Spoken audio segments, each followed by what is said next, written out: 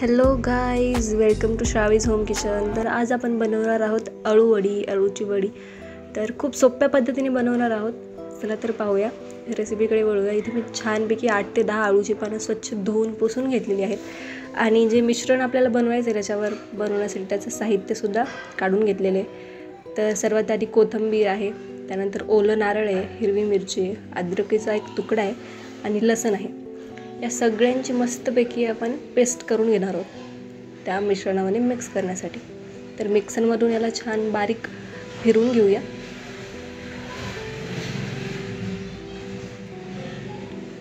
तर अशा प्रकारे मी पेस्ट तयार करून घेतलेली आहे. 1 वाटी साधारणतः इथं मी बेसन पीठ घेतले. तर एका बाउलमध्ये बेसन पीठ काढून घेतले आणि इकडे मी तांदळाची पिठी करून घेतलेली आहे. त्यात सेम भांड्यात काढून घेतले, म्हणजे उरलेली जी पेस्ट त्याला लागलेली असेल त्यामुळे त्याला हिरवा रंगसुद्धा आला. तर असं सगळं मिक्स करून त्यामध्ये आपल्या कन्सिस्टन्सीनुसार पाणी टाकायचं. थोडंसं जिरं मी वरून टाकलेलं आहे, थोडी हळद टाकायची आणि चवीनुसार मीठ. तुम्हाला कितपत लागतं त्यानुसार मीठ टाकू शकता. काही जण साखरसुद्धा घालतात यामध्ये आणि चिंचेचा कोळसुद्धा, पण मी हे असंच बनवते आहे. चिंचेच्या कोळाने त्याचा जो तिखट कडवटपणा असतो तो कमी होतो अळूच्या पानांचा.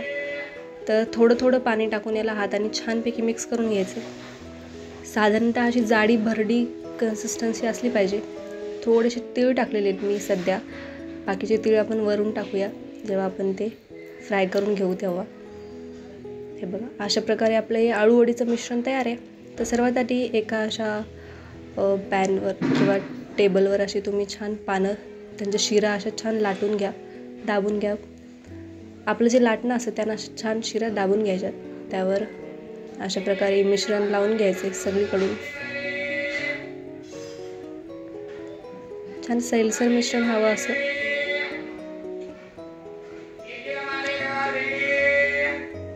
त्यावर दुसरं पान उलट्या बाजूने टाकायचे आणि त्यालाही छानपैकी मिश्रण लावून घ्यायचे.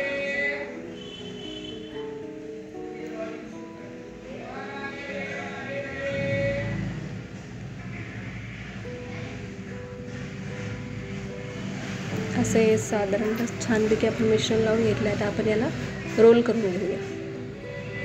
हे बघा, अशा प्रकारे छानपैकी याचा रोल करायचा आणि जिथे आपण ते म्हणजे छान बांधून टाकणार आहोत तिथे चांगलं मिश्रण लावून ते छानपैकी उघडणार नाही अशा प्रकारे चिटकून घ्यायचे त्याला. आणि अशाच आपल्या सर्व अळूच्या वड्या तयार करून घ्यायच्या.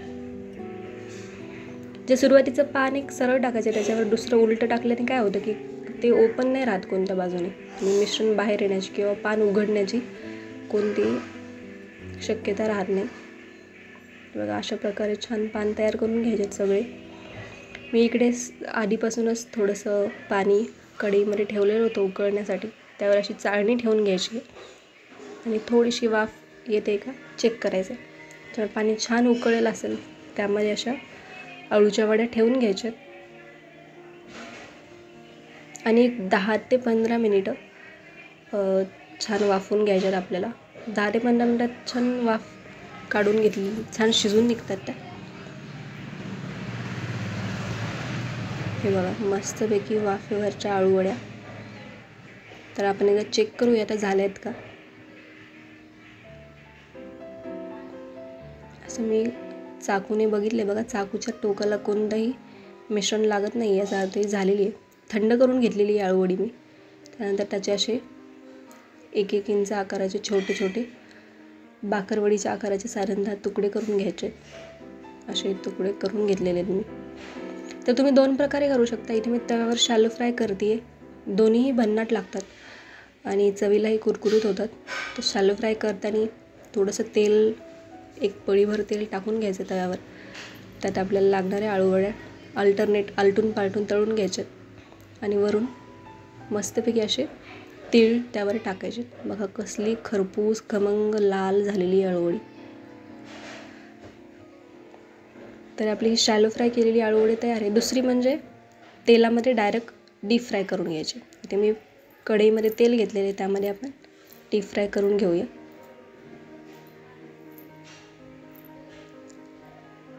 सणावाराला आणि महालक्ष्मीच्या गौरी गणपतीसाठी हमखास आळूवडी केली जाते. तर खूप भन्नाट रेसिपी आहे, नक्की करून पहा आणि रेसिपी कशी वाटली कमेंटमध्ये कळवा. सोपी आहे.